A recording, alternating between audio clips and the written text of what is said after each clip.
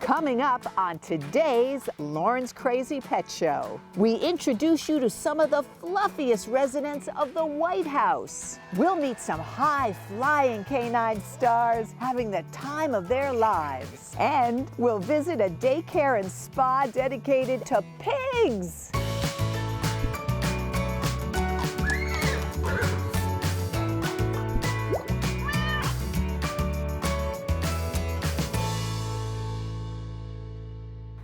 Welcome to Lauren's Crazy Pet Show. We have a fantastic show for you today. But first, look over my shoulder. That's an eagle's nest right here in Connecticut. And we actually got to see the eagle who lives there. He was keeping a very good eye on us here. We start off with another eagle, a wonderful eagle named Aurora, and her beautiful mom, Christine. So Christine, you actually rescued an eagle, not Aurora, but a different eagle in this spot. I did, yeah. It was a young eaglet that had actually fallen from her nest, and she was on the ground for 5 whole days and wasn't able to find food, didn't have the protection of her parents, and thankfully was found by the animal control here in Monroe, and they actually were able to rescue her. Wow, and she's free. She is free. We were able to release her. So after a 6-week-long rehab process of both giving her supportive care of both food and fluids and sometimes even oxygen therapy, we were able to have her get a full recovery. So her wing injury wasn't that bad. So we're really thankful for that we were able to heal her completely, and she flew off really strongly. It was awesome to see. Oh, that must have made your heart explode. Absolutely. Being able to take a bird in that is not able to survive and be able to turn them around and have them fly free is just such an important thing to me. And that particular eaglet was awesome because she was starving. And so being able to give her those first meals and her realizing that I'm helping her was really rewarding. But in the end, all of our rehab patients, they kind of forget about all that care we give them and they fly off without looking back. And that's the way we want it, because that means they're ready to go out there. Right, they're like, see you later, thank you. Now, of course, this isn't the first incredible rescue that you've been part of. In fact, you even dove into the water to save another eagle that you have. Not Aurora, we're gonna talk about her in a minute. Yeah, so I dove into the water for an eaglet, or actually an eagle, an adult eagle, up in Farmington. The bird had ingested lead from an unknown cause. It could have been from a lead fishing weight or from a gut pile that a hunter left behind. I was up on the water's edge just like we were today, and she dove off the edge and went right into the water, and I followed right after her because I knew that that was really the only time we were going to be able to catch her. It had been actually a 2-week-long chase. The DEP were involved, local police were involved. At one point I was in the back of a cop car's cruiser looking for the eagle, so it was a big joint effort. So that moment, being able to rescue that eagle was, really special to me.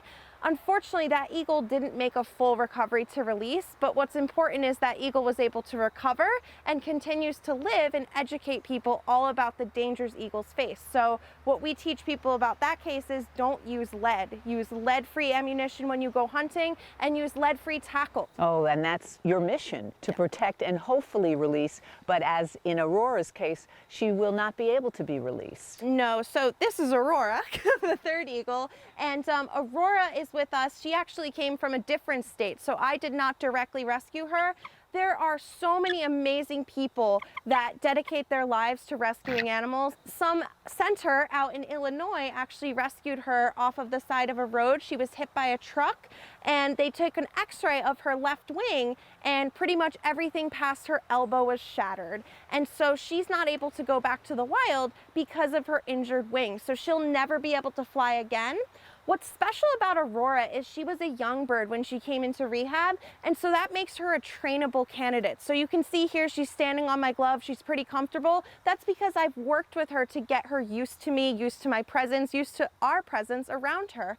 And Aquila, that eagle from the Farmington River, was 14 years old. So she's a little bit older, so is a little bit more nervous, but is now eating when I go into the cage. So I put the food in and she pounces right on it. So we're working with her, but I'm not sure if we'll ever see her on the glove like Miss Aurora is here today. Now, Brian, this is actually the nest, the area where Christine saved the eagle with all the help she got. And people think my goodness, that nest is so huge. It is large. Every year the pair will continue to build on the nest every year just prior to nesting season. This nest has been here since 2016. There is a female who took over this nest with a male. 2017, they produced 2 eaglets from this nest. We were able to get into the nest and ban those birds. We do have evidence a year and a half to 2 years later that those birds are both out there because those birds have been photographed and their band numbers have been documented. The following year, they produced, which is somewhat of a rarity, that pair produced 3 eaglets. All 3 of those eaglets survived. All 3 of those eaglets we banded. One of those eaglets, the eldest of the 3, was just photographed a couple of weeks ago in eastern Pennsylvania. So that bird has flown hundreds of miles from the area where he was hatched. It's a very tough life for eagles. Many of them don't survive their first year. So to know that 2 years down the road, that bird is alive and well, flying, fishing, and thriving is just tremendous news. So Ginny, the eagle is actually a success story here in Connecticut. Yes, I call the eagle the comeback raptor because their numbers had diminished greatly because of pesticides and lead shot and other things, but now they're coming back in Connecticut. Our first recorded nest in many, many years was in 1992 in Barkhamsted, Connecticut, and that produced 2 eaglets. And this last year, 2019, we had 64 active territories that produced 81 chicks, which is just a remarkable story. You may think in human years from 1992 to 2019 that that's a long time, but in the life of wildlife, that's a very short span to get a population growing back again. There are 50,000 nesting pairs now in the lower United States. That was down to 10,000 before DDT was banned. So it's been a great success story. And I mean, it shows that it really takes a village. People don't realize what goes on behind the scenes in wildlife. To have these wonderful people here to be able to protect these wildlife species is just incredible, and we're very lucky to have them.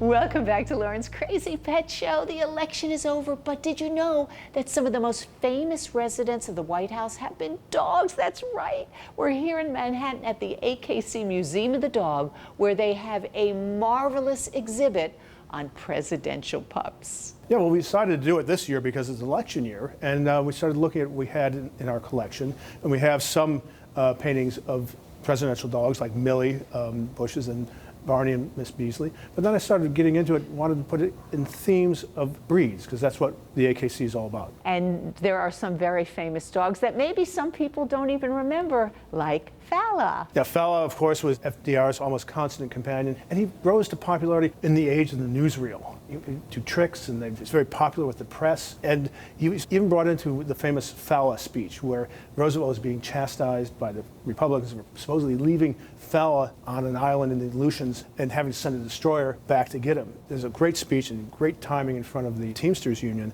and he said Fala is being Scotch. He said, and his Scotch soul was furious. So it shows the importance of these dogs throughout the centuries. In the 20th century, they become part of the ambiance and also the PR of the president. It starts with Laddie Boy, who was Harding's dog, who was an Airedale. And he was very popular, had his own seat for cabinet meetings. They had mock interviews. He had a huge fan club. In fact, when he died, Harding was a newspaperman, and 19,000 newspaper boys gave a penny apiece to have a sculpture of Laddie Boy, which is now in the Smithsonian. And you say that some of the presidential pets really influenced what happened at dog shows too, and the popularity of a certain breed maybe. Yeah, it's interesting. That's what I really started concentrating on. I started seeing which breeds are popular. In the 19th century, the Newfoundland, there was 4 out of 6 presidents in a row had a Newfoundland. That was based on the popular myths and legends of the Newfoundlands. And in the 20s, when Laddie Boy was popular, an Airedale named Barkentine Boxwood came in to Westminster. He was an absolute novice and blew out all the competition, and he was a fan favorite. I think there's no coincidence that an Airedale won, and he was the middle one of three. Wilson had an Airedale, and Coolidge had an Airedale. Is it true that George Washington actually created the first American foxhound? Well, he's known as the father of the country, but he's also been referred to as the father of the American foxhound. Maybe not quite true, but he did receive some French hounds from the Marquis de Lafayette, his ally in the Revolutionary War, and he bred them with some of his coonhounds, his black and tan coonhounds. And we came up with the foxhound, which was a little longer in the leg, a little faster. At least he was moving in that direction. Our dear friend Peggy Reed, who you know, of course, wrote a book all about the dogs of Camelot. Yeah, Dogs of Camelot. We had Peggy here, and we had an interview, which you can see on YouTube, about the dogs, in particular Charlie. And we have a section of the Museum of the Cold War dogs, not only Putin, but also Charlie, who actually was sort of ruled the roost there. He was the first dog they had, and they had subsequently 9 dogs. But they got a present, Pushinka, who was a daughter of Strelka, who was the Sputnik dog, who had gone around the globe 16 times. And during a state dinner, Jackie was talking dogs to Nikita Khrushchev and said, "Oh, I'd love to have one." Next thing you know, it lands on their front step, and there's Pushinka. And Charlie was kind of a bad boy and was involved in what we call backyard breeding, and they had 4 pupniks from that litter. And of course, we think about the Bushes, and they were huge dog lovers. Well, the Bushes had Millie, of course, and Millie had Spot, who was George W. Bush's dog. But the most famous ones were Barney and Miss Beasley, and we have a painting of them. And they were kind of terrors in the White House, but they sort of ruled the roost. We have the Clintons, who had their famous lab. Buddy was there. That was one of the longest times they were dogless. They had Socks, and Socks hated him. The cat, right? And Buddy was fine, but Socks didn't take to him. But it shows you the popularity again. During the 90s, he had one, and just shortly after that, Putin had a lab. And he said, "You really want a manly dog like a lab?" Because his dog was faster, stronger, and could beat up on Barney, Bush's dog. They're so influential. And my favorite, you know, was President Reagan with his Bouvier. Yes, we had Lucky the Bouvier, and we have a copy of his registration here in our archives and on display. I know there's a famous photo of him on Air Force One with Lucky in his lap, but I think Lucky went to their farm. But today you brought your dog. Yeah, we have Gemma today. Introduce her. Hey, Gemma. She's such a sweetie. Yeah. She is a Welsh Springer. A Welsh Springer, right. Tell us a little bit about her. She come to work with you often? Occasionally, once every couple of weeks, and especially when there's cameras out, she likes the camera. I know, she's an attention hound. She loved the visitors. And now, Alan, if people would like to get in touch and come here, and it's such a wonderful spot, where can they find you? And when is the exhibit open? It's the AKC Museum of the Dog. Go to our website. Our opening hours are 10 to 5. This show will be on until January 2nd. It's wonderful, really wonderful.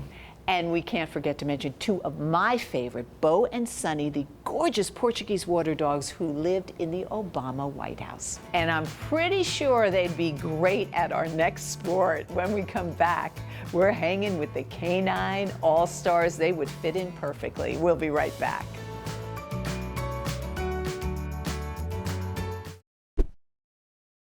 Welcome back to Lauren's Crazy Pet Show. You know, they told me all I had to do was put this up, shake it, and something was going to happen. Check this out. Roxy, go get it! Woo! How cool is Roxy? She's just one of the fabulously fabulous performers, many of them rescues, in the Canine Stars Stunt Dog Show. We're out here on Long Island on location at White Post Farms, where these dogs are having a blast. Now, many of these dogs are rescues. Yeah, so Carrie and I have 12 dogs, and we decided to basically exclusively adopt dogs about 10 years ago. So all of our new dogs are all from shelters or rescue groups, or we have found them on the side of the road and couldn't find out who owned them. It's really important to us. You know, every year in the United States, the Humane Society estimates about 2.7 million dogs and cats are euthanized, and about 50% are pit bulls. So we really like to promote to the audience that, hey, you can go out and not only save an animal's life, but any animal can do these amazing things. So our main goal is to get people adopting pets and doing something with them. We have dogs of all breeds and sizes from all over North America. During our show, we do a lot of freestyle frisbee disc, we do high jumping, dance tricks, moves, jump roping, and dock diving. We cover all spans of dog sports with all different sizes and breeds and mixes of dogs, mostly rescues. It's amazing. When you look out in the audience and you see these kids just overjoyed, that must make you feel so good. It does. We really want to impress upon kids that dogs are your best friend and you can play with them, perform with them. They shouldn't be chained up in the backyard. Get your dog out, have fun with them, start participating in some sort of dog sport or training because it opens up a whole new world of traveling and having fun. We have dogs from so many different backgrounds. We have Whoopie Pie, who we found her on the side of the interstate in Macon, and she looked like she had been used for dog fighting. She was pregnant. She had a huge gash on her neck and just scabs all over her body, and she's just the biggest sweetheart ever. And now she's one of the stars. And now she's one of the Canine Stars. We have 3 dogs that were scheduled to be euthanized the next day for 4th of July. They have to make room for strays, and so they euthanize the pit bulls. And so we've pulled 3 of them from the shelter that were scheduled to be euthanized the next day to make room for July 4th. It's amazing. We've worked through a lot of issues with some of the dogs that we've gotten from shelters or that are scared of crowds or things like that. And, you know, we just try to help them with their natural abilities so that they shine. And we go all over North America with our dogs. So we've adopted dogs. We have dogs out of Canada. We've rescued several dogs when we're down doing shows in Mexico City. And then besides our trainers that are here in the US, we do have trainers from Canada, from Mexico. We have some in South Korea and the Netherlands. Actually, currently one of our trainers is on Holland's Got Talent, and she made it all the way to the final. So in the next week or so, she's gonna be on Holland's Got Talent, which is awesome. And then a couple of the dogs that you'll see in today's show, 3 of them were on Nickelodeon's new TV show called Unleashed. And that airs on Thursday nights.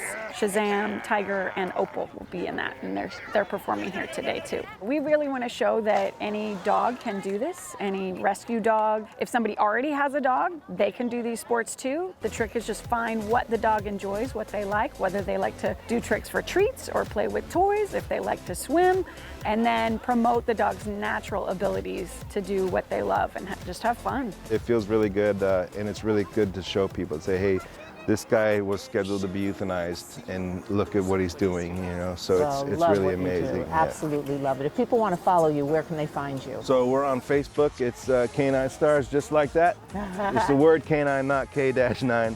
And Instagram is the same thing. We post a lot of cool videos and pictures on Facebook and Instagram. Now, since COVID, we've actually started transporting a lot of dogs from like South Alabama or in New Mexico, Arizona, some of the areas there that have an abundance of stray dogs, and we're transporting them out here just to help get more dogs into homes, into places where they're likely to be adopted. These dogs are having so much fun. But wait, you think they have it made. Wait until you see our next guest. They're being pampered at a very special vacation spot for pet pigs. Stay tuned. Lauren's Crazy Pet Show's coming right back.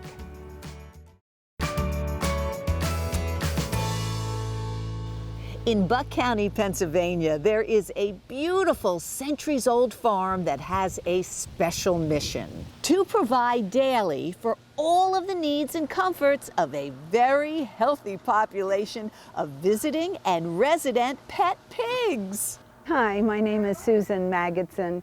I'm the owner and founder of Ross Mill Farm, which is a full-service facility and the major foster home for Pig Placement Network. We provide a variety of services at Ross Mill. We have vet care, we have grooming, the spa services, we have pickup and delivery, we have consultations. We do everything that we can to help you, the pig owner, be able to have a successful relationship with a companion pet pig. This is Kara. She's my piglet. She's very timid. She very much seeks me out, but she is very timid towards other people. She's even timid towards me if I'm moving fast. So in order for me to really interact with her, I have to be moving slowly. She likes this. She likes being with her mama. We probably have anywhere from 30 to 45 pigs that are here for either short-term boarding, meaning they've gone on a vacation, or long-term boarding, meaning that that the family's in a transition and needed some place to put the pig, safely put the pig while they are in this transition. So while you have your pig at Ross Mill Farm, we can provide a pen for them that is their own pen. It has a run out, it has a little guillotine door that they can go out anytime that they feel like it, into a 16-foot run that they can go out anytime. Inside, they have a pile of blankets. Pigs, as pet pig owners know, pigs love their blankies. So we have no shortage of blankets because we have wonderful donors who bring us blankets. We fill their pen with blankets. When the pigs come in for a spa treatment, they will get massaged with oil first, and then they will get a shampooing and also a facial scrub. We use a toothbrush to scrub every little detail of their little faces and their snouts. And they love their baths. They may be a little bit hesitant at the first, but most pigs love to be groomed the way that we groom. I first came down Walton Road and saw Ross Mill Farm in 1982, and I lived in Southern California. We bought it on the spot. Today it is the home of the pet pig. The first pigs came in 1990. We got 2 pigs and they started to breed, and that's how I got started in pet pigs. I learned everything that I could as quickly as I could. I founded an organization early on, and I became the president of the North American Potbelly Pig Association. I became so entrenched in everything about them. They're very different. They're very childlike. Their level of intelligence is extreme compared to our other domestic animals that we invite into our homes. You're able to detect their emotions because they can display them more readily, and they feel them. They can grieve for one another. They grieve for their families when they're separated, but they also have an acceptance that humans don't seem to have. This acceptance of what is. What my fate is pretty much what my fate is. This is Porky that came to visit me. Porky's a magnificent boy. Yes. Oh yeah, down he goes. Woof! He likes getting his belly rubbed too. So you can find us on 2 different websites, rossmillfarm.com. It's all about the farm, the buildings, and so on, about our business side. And Ross Mill Farm supports the Pig Placement Network, and that's on its own website, pigplacementnetwork.org. We have 144 pet pigs here that are looking for homes. We probably adopt about 60. Maybe that number will be a little higher this year, maybe as much as 70. But we can do that kind of placement off of our website. Oh, aren't they precious? I just love those little piggy tails and the way they wiggle their butts. Thank you so much for joining us. This has been Lauren's Crazy Pet Show.